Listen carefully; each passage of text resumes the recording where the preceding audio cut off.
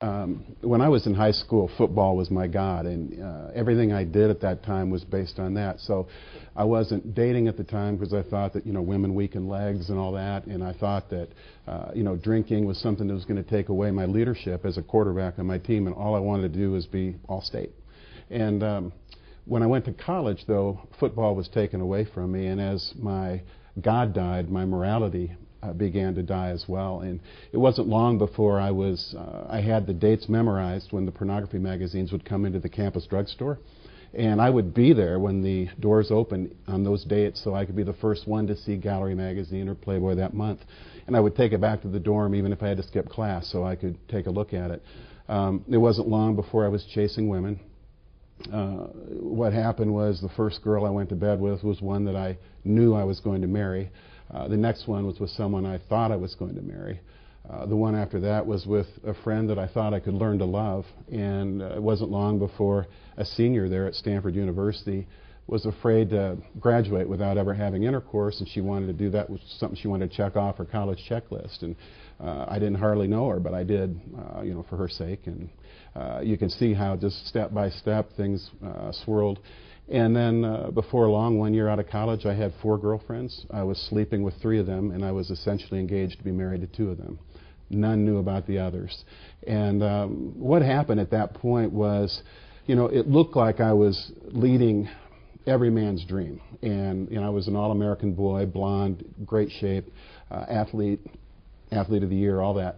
But one of the things that started to nag at me inside was this draw that the porn had on me. And so I would find myself getting these magazines. I find myself looking at them and find myself masturbating, all those things that go with it. And I would find myself just sick of myself afterwards for some reason.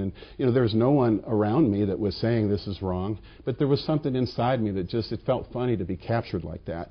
And then on top of it, here I was connecting with all these girls. There were very few nights where I wasn't in bed with a girl, and yet I found myself, the more I was connecting with them in some sense, in physical sense, the less I felt connected to them on an emotional sense. And I felt just totally lonely inside in spite of all these girls around me. And let me ask you something. I mean, when you started out, you had dreams of finding the key girl in your life and of marrying her, having a family, having children. I mean, you had the whole success story out there. You didn't intend to get into all of this stuff. The funny thing was, it was more than just a dream for me. It was actually the one thing I cared more about than football was to someday have a marriage that was successful.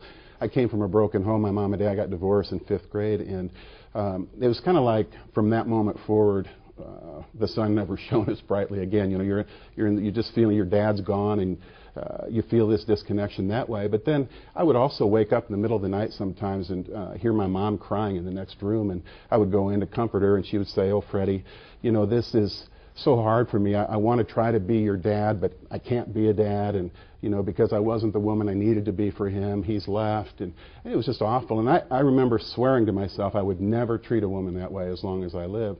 And yet the funny thing was once I got into high school, especially into college, I ended up being my dad. I mean, my dad had multiple mistresses. That was the cause of the divorce. And then here I was, even though I wasn't married, 3, 4 girlfriends at the same time. I had become my dad in spite of the vow that I had made. And as I looked at it then, I couldn't believe who I'd become.